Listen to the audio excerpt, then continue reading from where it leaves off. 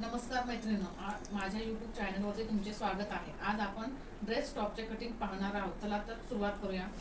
Dress top कटिंगसाठी 2 metre अस्तर लागते. पहिला शोल्डरचे मेजर टाकावे. शोल्डर ही हेवी साईज असल्यामुळे शोल्डर हा 7.5 इंचाचा घेतला आहे. मुंडा 7 इंचाचा आहे. इथेच आपल्याला छातीचा चौथा भाग इथे आहे 11.5 इंच प्लस 1 इंच लूजिंग आणि शिलाई मार्जिनसाठी आपल्याला 2 इंच ठेवायचे आहे. आपल्या आवडीनुसार 2 इंच किंवा 1.5 इंच ठेवू शकता.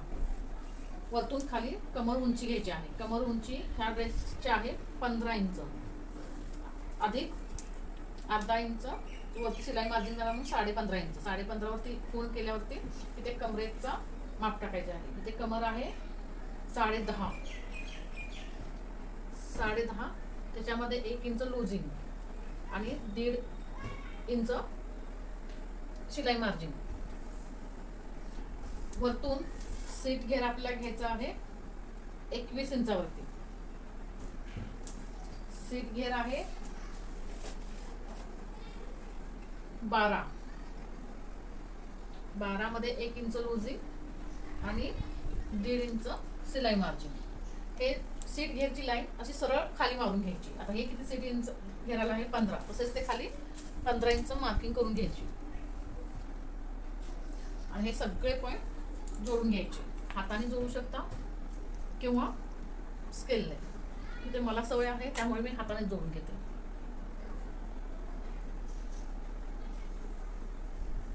हे आपल्या मार्जिन आणि खाली येते हे सरळ अशीच लाईन. सीट घेर आपला हा, त्याला आपण पन्नाही बोलू शकतो.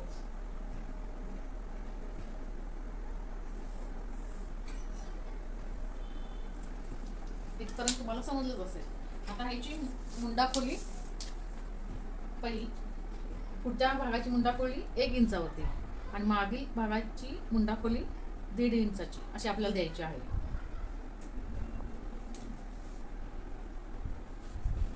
बरोबर राऊंड शेप आला पाहिजे.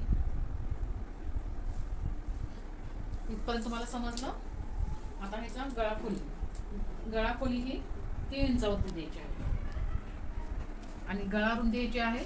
पुढचा गळा 5.5 त्याच्यात अर्धा इंच शिलाई मार्जिन म्हणजे 6 इंच आणि हा राऊंड नेक मध्ये आहे त्यामुळे नॉर्मल थोडासा राऊंड घ्यायचा आणि बॅकलाही तेच सेम पॅटर्न आहे.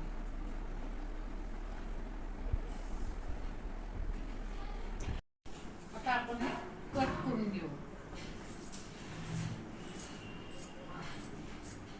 पहिला पाठीमागचा भाग कट करून घ्यायचा.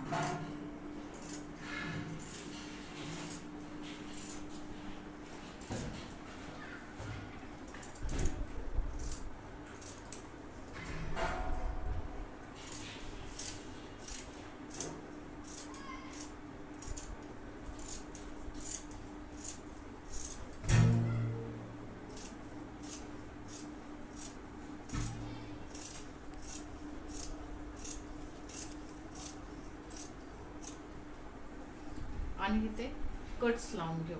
तिथे आपण कमरेचं माप, चेस्टचं माप,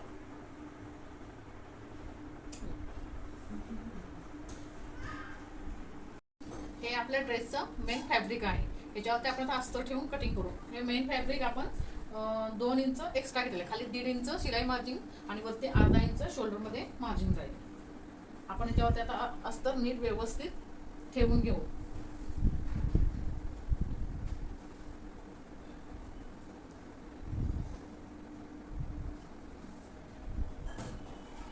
आणि हे मेन फॅब्रिक कट करू. एक्स्ट्रा कापड ठेवूनच कट करा नेहमी, म्हणजे आपल्याला नंतर काही शिलाई करताना प्रॉब्लेम्स येणार नाही. आणि हे हेवी साईज असल्यामुळे थोडं मी एक्स्ट्राच कापड ठेवून मार्जिन ठेवून चालू आहे.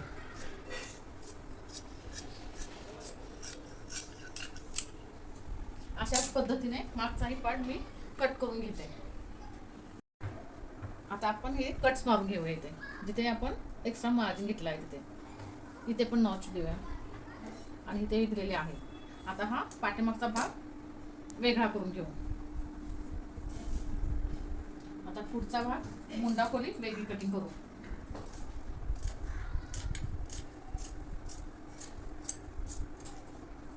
आणि गळा कटिंग करून घेऊ.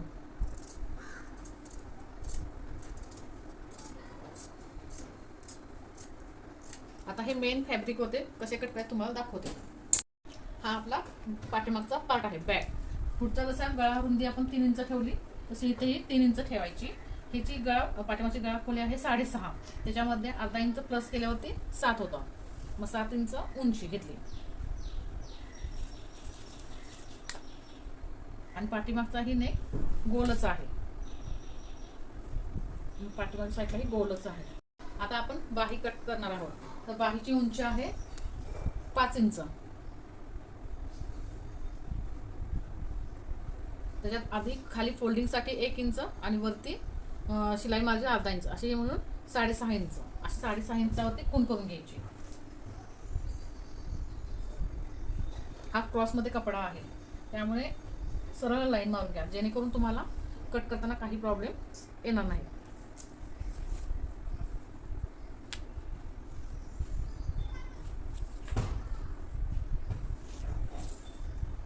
आता इथे आपल्याला छातीचा चौथा भाग टाकायचा. छातीचा चौथा भाग किती आला होता? 11.5 अधिक अर्धा इंच एक्स्ट्रा घ्यायचं. कधी कधी आपल्याला बाही जोडताना कमी पडते. कमी पडू नये म्हणून आपण अर्धा इंच एक्स्ट्रा घेतो नेहमी. आता इथे दंडघेरा आहे बाहीचा 16. 16च्या अर्धे होते 8 आणि एक्स्ट्रा 2 इंच शिलाई मार्जिन म्हणजे 10.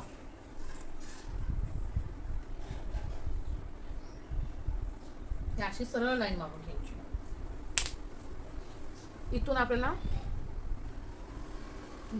1 इंचावरती आणि 1-2 इंचावरती जे नेहमी आपण ब्लाऊजला जसं बाही कट करतो त्याप्रमाणे. आता इथे काय करायचं?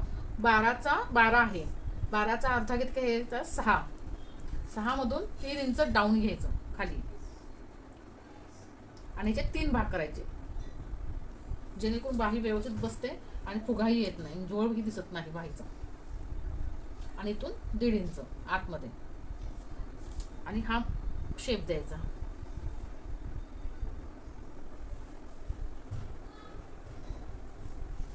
आणि हे इथून असे जॉईन करून घ्यायचं आणि कट करून घ्यायचं.